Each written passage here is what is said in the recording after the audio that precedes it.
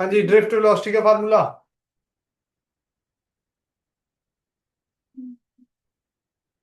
पिछले लेक्चर में पढ़ाया था भाई। अगर आप पिछले लेक्चर नहीं पढ़ के आ रहे हैं ना जी, फिर तो बड़ा दिक्कत का काम है वो।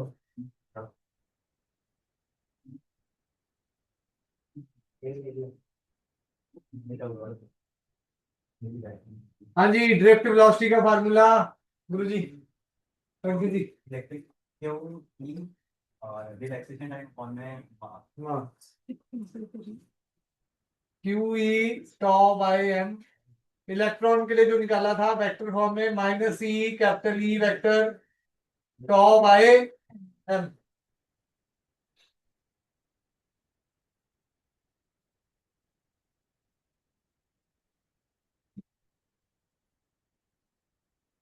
हाँ जी, समझ आ गई जी।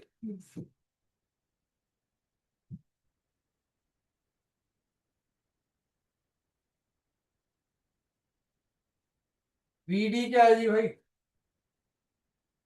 Directly proportional to E. यहां से पता लगता है जी। V D is inversely proportional to mass, या आप स्पेसिफिक चार्ज के डायरेक्टली प्रोपोर्शनल भी कह सकते हो। जो चार्ज भी चेंज हो रहा है, अगर चार्ज चेंज नहीं हो रहा है तो सिर्फ मास के इनवर्सली प्रोपोर्शनल। वीडी की कहानी टॉप पे भी डायरेक्टली प्रोपोर्शनल है। अब टॉ का गेम क्या है? टॉ है क्या यहाँ? हाँ जी, जी व्हाट इज टॉ?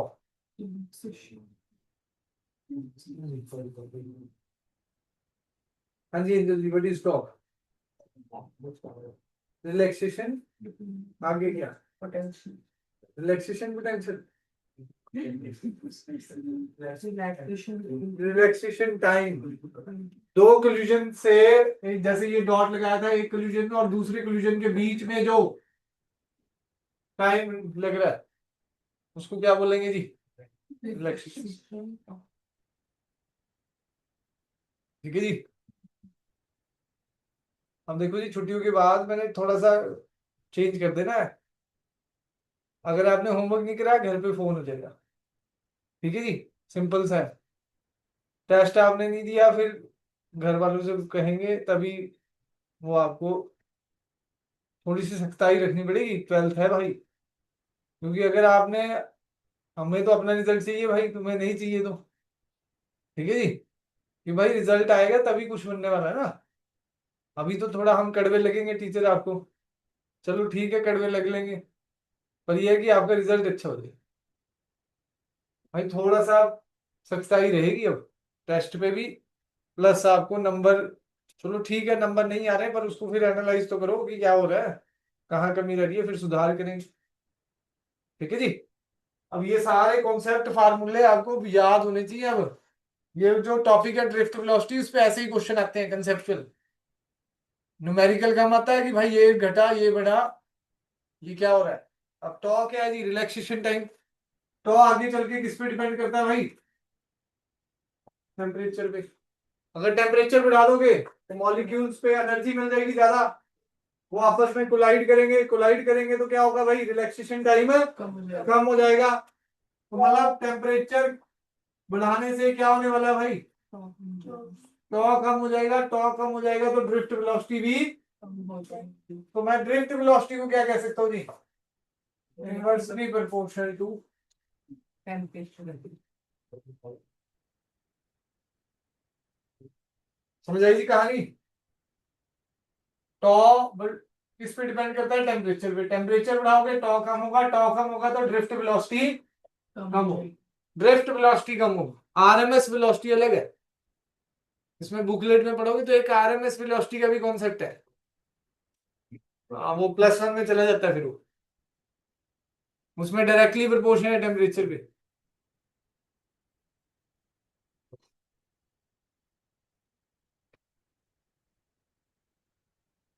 आज मेन कंसेप्ट पे ही बात चलने वाली है। कंसेप्चुअल क्या आ सकता है, कैसे होगा। ठीक है जी। बुकलेट अब साथ रखनी है हर क्लास में। जो टॉपिक होगा उसकी बुकलेट को पहले ही कराया जाएगा, ठीक है जी, ताकि बुकलेट आप पढ़ने की आदत डले आपको।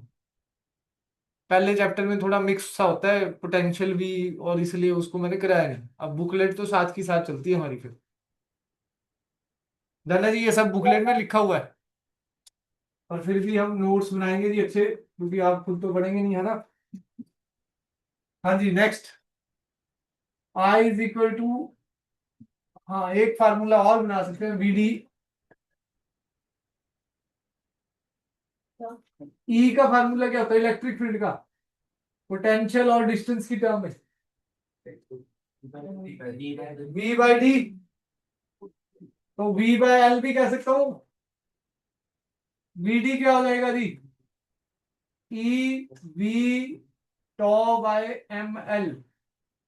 वी पोटेंशियल है, वी क्या है भाई? पोटेंशियल। इलेक्ट्रिक फील्ड का फार्मूला वी बाई डी होता है, कई बार बता चुका हूं जी, कैपेसिटर में तो बहुत बार बताया। लास्ट जब डेरिवेशन करा रहा था relation between current and drift velocity, तब भी बताया था E is equal to V by L. E is equal to V by L. Next class में मैंने सारा सुनना है भाई, किसी से भी कुछ भी उठा के सुन पूछ लूंगा भाई, कौन सी चीज किस पे डिपेंड कर रही है, ये बढ़ाऊंगा तो ये कैसे होगा, ठीक है जी। BD is inversely proportional to length if condition आ चुकी है। V potential is,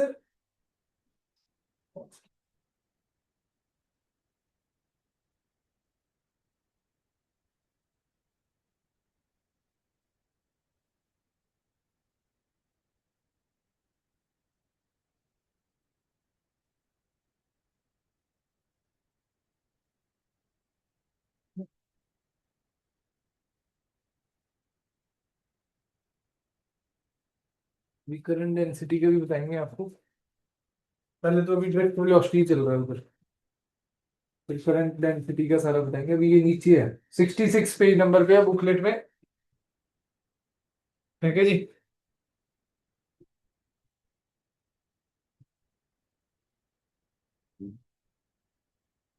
करंट और ड्रिफ्ट वेलोसिटी का क्या रिलेशन है जी? हाँ जी दीपांशु जी। हाँ जी दीपांशु जी, करंट और ड्रिफ्ट वेलोसिटी का क्या रिलेशन है? बैठ जाओ बैठ जाओ।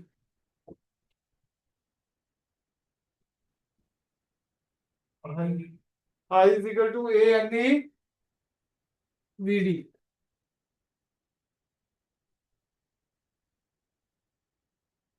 हाँ जी, वी डी क्या हो जाएगा? I by A N E. I by A N E. अगर करंट कांस्टेंट है, करंट कांस्टेंट है तो V D is inversely proportion to area. V D is inversely proportion to area.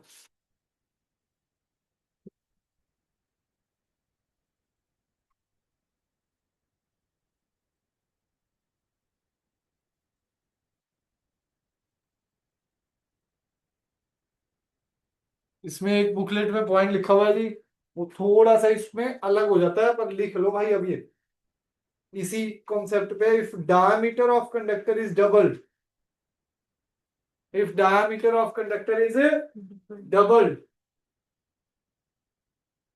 if diameter of the conductor is doubled, the drift velocity of electron, the drift velocity of electrons inside it will not change. Drift velocity of electrons inside it will not change. वैसे तो area की inversely proportion है, पर अगर conductor के अंदर ही कोई diameter में चेंज हो रहा है, ठीक है जी, तो ड्रिफ्ट वेलोसिटी चेंज।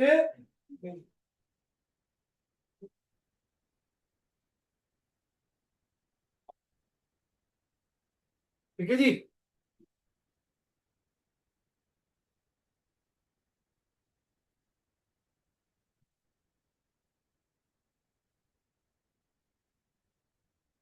डन है जी, चले आगे। अभी एक्सेप्शन सा है थोड़ा, इसको याद ही करना पड़ेगा भाई। नेक्स्ट आ जाओ जी, इसी फार्मूले में आई अपॉन ए क्या हो जाता है भाई?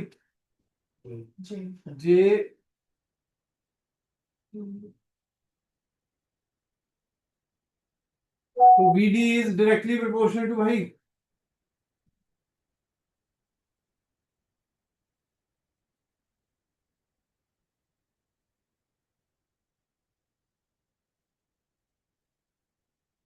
तो direction of drift velocity,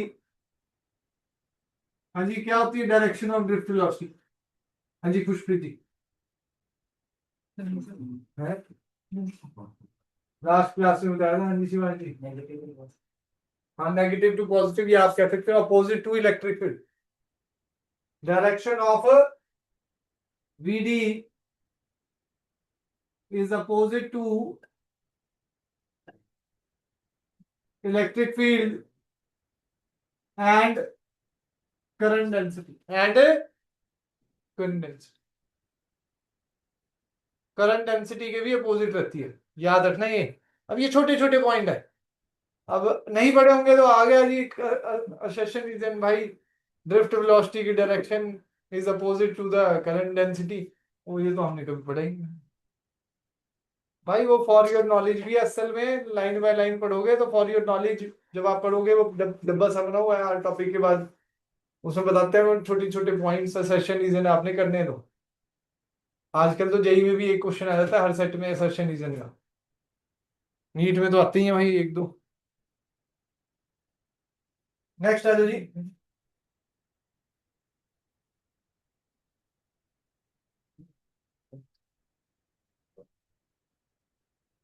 B को क्या लिख सकते हैं इसी फार्मूले में? B is equal to I R होता है, तो आई को क्या लिख सकते हैं? बी बाय, तो वीडी का फार्मूला क्या बन गया भाई? B by R A N E, B by R A N E. अब आगे से आगे फार्मूले बनते जा रहे हैं भाई, अब जिसने बना रखे होंगे पहले एक बार पढ़ा होगा वही आगे वहां जाके पेपर में सोच पाएगा। अगर आपने एक बार भी नहीं पढ़ा होगा तो आपको आइडिया नहीं आएगा, हाँ भी ऐसे भी हो सकता है, ऐसे भी हो सकता है भाई। हाँ करने को तो दिमाग चल जाए तो चल जाए भाई, हाँ ये फार्मूला ये होता है। ठीक है जी, आर का फार्मूला आगे rho, P D is equal to V upon rho L by A N E. तो ए से ए, तो जब मैंने बताया था पोटेंशियल कांस्टेंट है तो पता लग गया जी, एरिया पे तो डिपेंड ही नहीं कर रहा है यहाँ तो। दो कंडीशन है ना जी, ध्यान रखना। अब क्वेश्चन वाला बोल दे जी पोटेंशियल कांस्टेंट है, तो एरिया के भाई वहां इंडिपेंडेंट है, एरिया के वहां क्या है भाई, तब वो लेंथ पे ही डिपेंड करता है। आप कहीं सोचो सर ने तो कराया था भाई drift velocity is inversely proportional to area. ठीक है जी, अगर v कांस्टेंट दे दिया तो वो एरिया पे डिपेंड नहीं कर रहा है, आए नहीं फार्मूले में, तो लेंथ पे कर रहा है बस। ठीक है जी, समझ आई बात जी कि नहीं?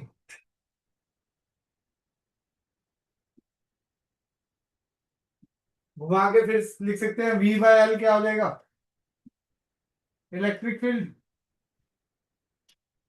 तो ये फार्मूला बन गया। वन बाय रो क्या होता है भाई, सिग्मा।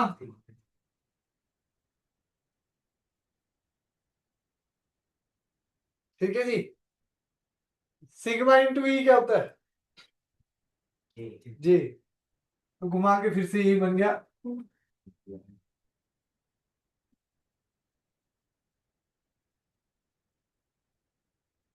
ठीक है जी, तो ऐसे कहानी है जी, अब ये सारी कहानी आपस में रिलेटेड है। ठीक है जी, तो अब आपको पता होनी चाहिए पूरी, फिर कंसेप्चुअल क्वेश्चन पे पकड़ बनेगी, पीछे से एसएल के क्वेश्चन पढ़ो, फिर इसके हिसाब से क्वेश्चन दिए हुए हैं, कौन सी चीज बढ़ रही है कौन सी घट रही है वो आपको पता है। अगर आपने ये दो तीन बार पढ़े तो समझ आ जाएगा, दो तीन बार खुद ड्राइव करो ना जी, कौन सी चीज कहाँ डाली है वो अपने आप पता लग जाएगी क्या हो रहा है। समझ आया जी?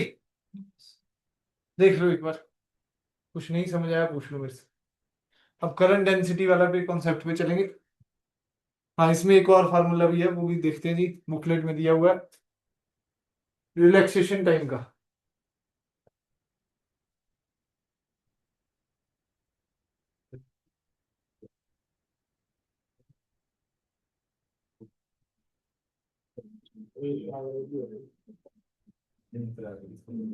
हाँ जी, रिलैक्सेशन टाइम का टॉ का फार्मूला क्या होता है जी?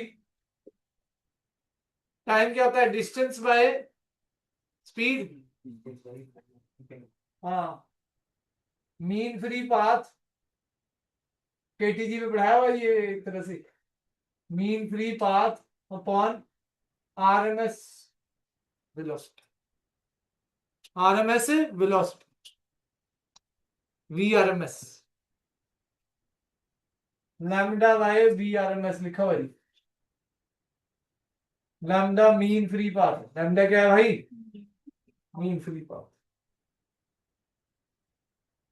ये ऑब्जेक्टिव में ही आने के चांस है भाई, एनसीईआरटी में पर इसका कॉन्सेप्ट दिया हुआ है।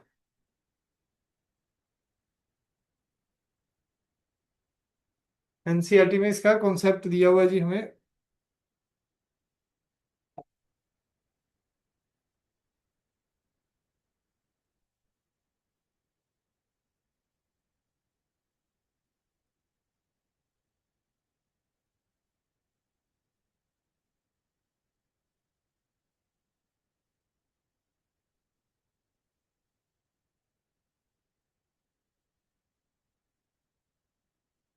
वी आरएमएस का फार्मूला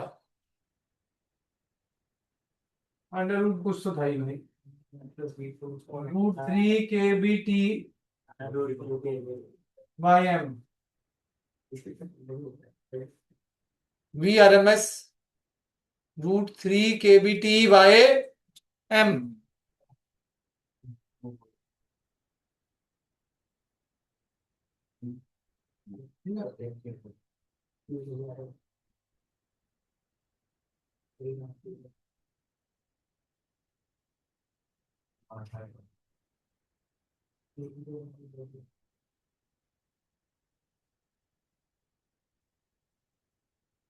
ठीक है जी, तो वी आरएमएस तो टेम्परेचर पे डिपेंड करती है जी। टेम्परेचर बढ़ाओगे तो वेलोसिटी बढ़ेगी, इलेक्ट्रॉन और मॉलिक्यूल्स की, जो भी अंदर कंडक्टर के अंदर जो भी इलेक्ट्रॉन्स हैं या आयंस हैं उनकी क्या बढ़ेगी जी? वेलोसिटी। वेलोसिटी बढ़ेगी तो उनकी काइनेटिक एनर्जी बढ़ेगी, काइनेटिक एनर्जी बढ़ेगी तो क्या होगा भाई? कोल्यूशन इंक्रीज होंगे, कोल्यूशन बढ़ेंगे तो क्या होगा? टॉ डिक्रीज हो जाएगा, टॉ डिक्रीज होने पर ड्रिफ्ट वेलोसिटी डिक्रीज हो जाएगी। ठीक है जी, तो वी आरएमएस से एक्चुअली रिलेट करता है, किससे रिलेट करता है भाई? V RMS.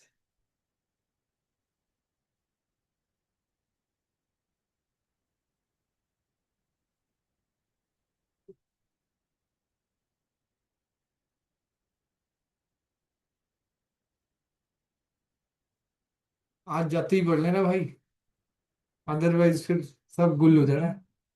फिजिक्स का तो एक रूल है भाई, अगर आपने उसको उसी दिन पढ़ लिया अच्छी तरह से तो वो 80% रिटेन रह जाएगी, अदरवाइज वो अगले दिन तो सोने के बाद तो बंदे के भूल जाता है भाई क्या पढ़ाया था सर ने। हाँ, उस इस टाइम तो समझ आ गया, सब समझ आ रहा है। फिजिक्स का ये भी है कि पहले तो समझ आ जाएगी, पर फिर वो बाद में जब हमने पढ़ी नहीं तो फिर वो दिक्कत पड़ती। इसमें फिर कंसेप्ट है ना भाई, रट्टा नहीं मार सकते आप लोग। चले आगे जी, करंट डेंसिटी पे आ जाओ, पीछे चैप्टर पेज नंबर 34 पे ना 64।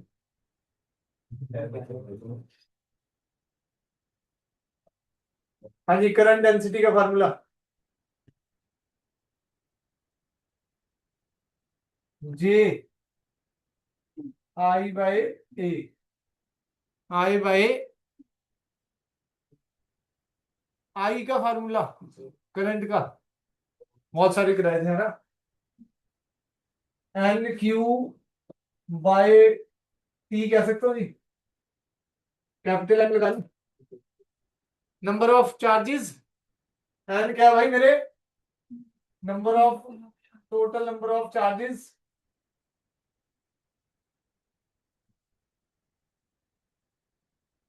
जिनका चार्ज क्या है? ई चार्ज क्यू, टी टाइम में फ्लो कर रहे हैं। कितने टाइम में फ्लो कर रहे हैं जी? T time. एक्स से ऊपर मल्टीप्लाई कर दिया, एक्स से डिवाइड कर दिया, एक्स अपॉन टी क्या हो जाता है भाई, डिस्टेंस अपॉन टाइम, वेलोसिटी। अब जे क्या आ गया भाई, अब जे भी किस पे चला गया, वेलोसिटी के डायरेक्टली प्रोपोर्शनल हो गया। जे किसके डायरेक्टली प्रोपोर्शनल हो गया जी, area into distance, volume, area into distance. अब ये असल में फार्मूला लिखा ही नहीं हुआ, ठीक है जी। तो ना आपको पढ़ा जाएगा कि कहाँ है, जब तक बुकलेट को डिटेल में नहीं पढ़ेंगे तो पता ही नहीं लगेगा। J is directly proportional to velocity. यहां से एक फार्मूला बन गया, कैपिटल एन क्या है, capital N by V, small N number of charge particle per unit volume. तो जे का फार्मूला क्या आ गया भाई, N Q V, N Q, ठीक है जी। तो जे यहां से क्या है जी, आज का लेक्चर बहुत ही इंपॉर्टेंट है भाई, इन चीजों को समझना शुरू करेंगे, ऐसे पढ़ना शुरू करेंगे चीजों को, तो आपको चीजें पता लगेंगी जी, ये यहां से डिपेंड कर रही है, ये यहां से।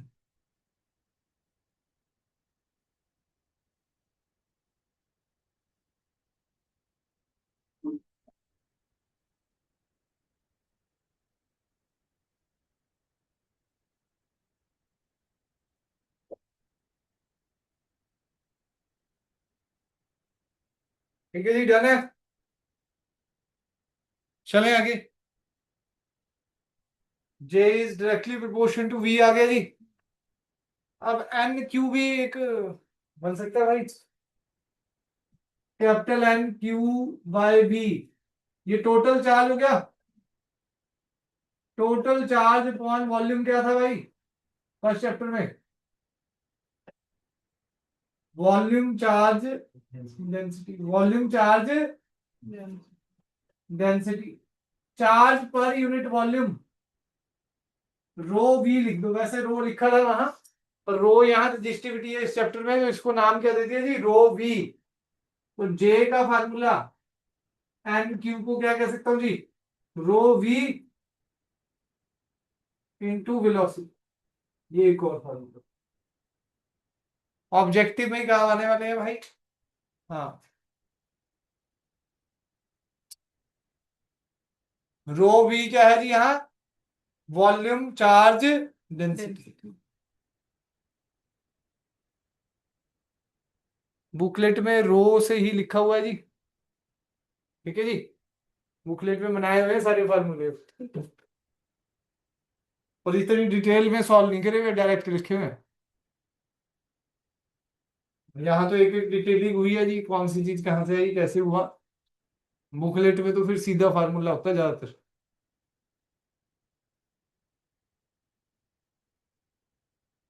हाँ जी, समझ आ गई जी कहानी पूरी। अब इसके क्वेश्चन है, स्टार्ट करते हैं जी बस।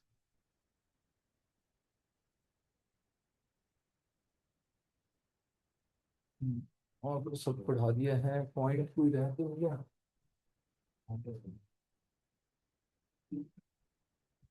पॉइंट पढ़ लेने जी, करंट डेंसिटी के ये तीन चार पॉइंट है, पेज नंबर 67 65 पे रीड जरूर करना जी। बुकलेट अपनी अपनी लाएं ताकि अपना लिखते रहें, चाहे अपना कोई बुकलेट को ही काली पीली कर लो भाई, उसी में ये जो मैं लिखवाता हूँ वही लिख लो, ठीक है जी। फिर बाद में घर जाके अपना जो डब्बे में चीजें जा रही हैं उनको अलग से नोट करो, फिर वो डब्बे वाली चीजों को बार बार पढ़ना पड़ता है, ये इस पे डायरेक्टली प्रोपोर्शन है, ये इस पे डायरेक्टली प्रोपोर्शन है, फिर क्वेश्चन अटेम्प्ट करो, बस फिर काम हो जाएगा। ठीक है जी, कंसेप्चुअल क्वेश्चन करने का यही तरीका है बस। चले आगे, लो क्वेश्चन स्टार्ट करते हैं।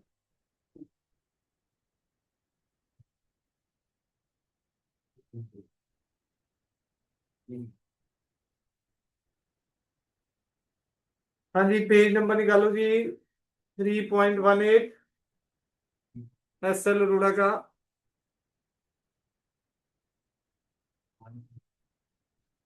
18, हाँ जी, क्वेश्चन नंबर 28 करो जी, पहला है फटाफट, फोटो भेज देता हूँ जी, वैसे पीडीएफ भेजा था मैंने, आना जी बुक का।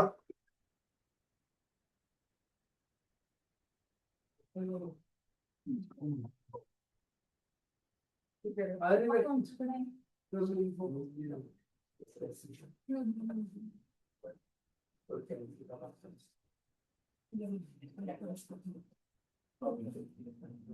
a couple of resistance. And construction period of 1 millimeters. The potential difference V is equal to 10. Calculate the drift velocity if the number of meters per cubic and speed. Electron per and number of electrons is equal to I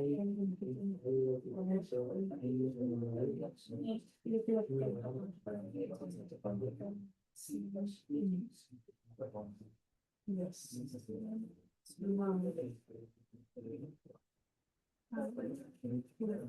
हाँ जी, a copper wire has a resistance 10 ohm and area of cross section area क्या दिया हुआ है जी 1 mm square. Potential difference V हमारा कितना दे रखा जी 10 volt exist across the wire. Calculate the drift speed of electron if number density of electrons per cubic meter in copper is. ठीक है जी. Copper का रेजिस्टेंस कितना दे रखा है जी 10 ओम.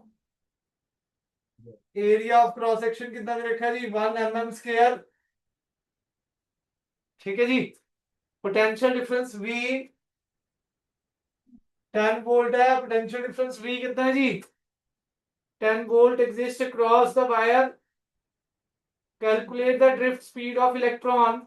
VD निकालना है भाई. नंबर डेंसिटी अगर हमें दे रखी है, नंबर डेंसिटी कितनी दे रखी है जी 8 इंटू 10 की पावर 28. 8 इंटू 10 की पावर 28. हाँ जी. I is equal to ANE VD.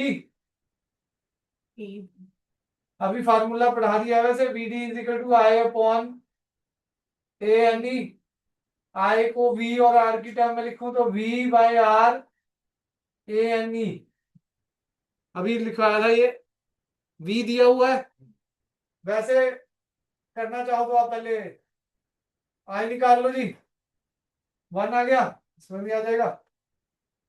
VD क्या आ जाएगा 1 अपॉन I की वैल्यू 1. एरिया 1 mm 1 इंटू 10 की पावर -6 हो जाएगा. ठीक है जी. N क्या है जी नंबर डेंसिटी 8 इंटू 10 की पावर 28. E 1.6 इंटू 10 की पावर -19. ये 22 आ गया. ये 3 आ गया. 1/8 इंटू 1.6 10 की पावर -3 हो गई.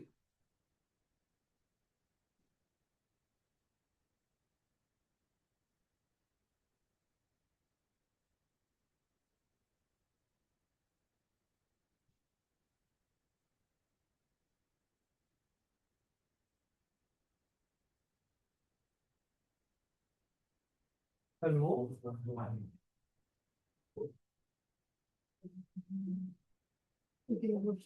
दो क्वेश्चन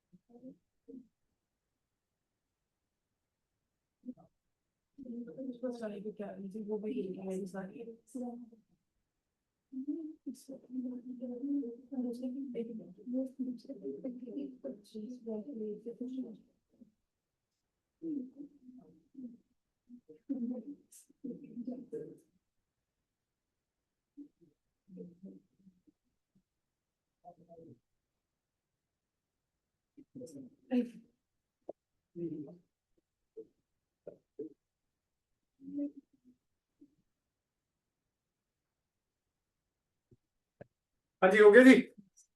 29 करो जी, अगले पे लग जाओ, खाली मत बैठो,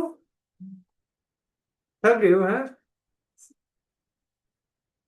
चलो एक आसान वाला कर लो पहले, 30th।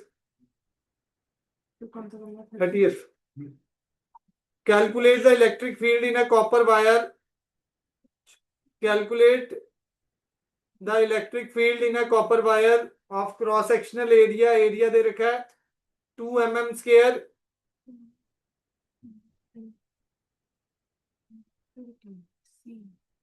carrying a current 1 ampere, carrying a current 1 ampere, full stop, the conductivity of copper is 6.25, 6.25 into 10 की पावर 7 into 10 की पावर 7।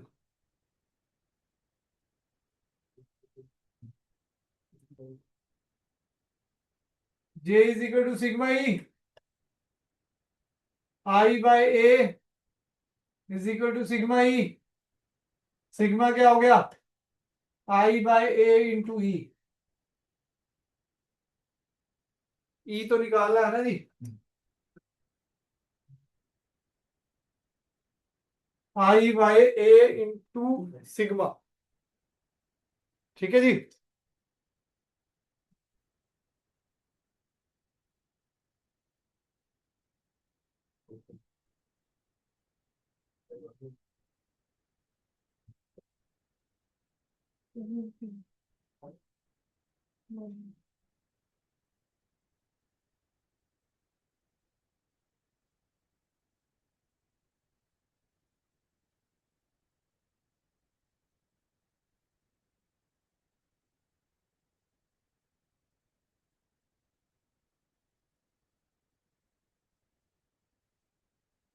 चलो जी, टेस्ट की रिवीजन कर लो बाकी।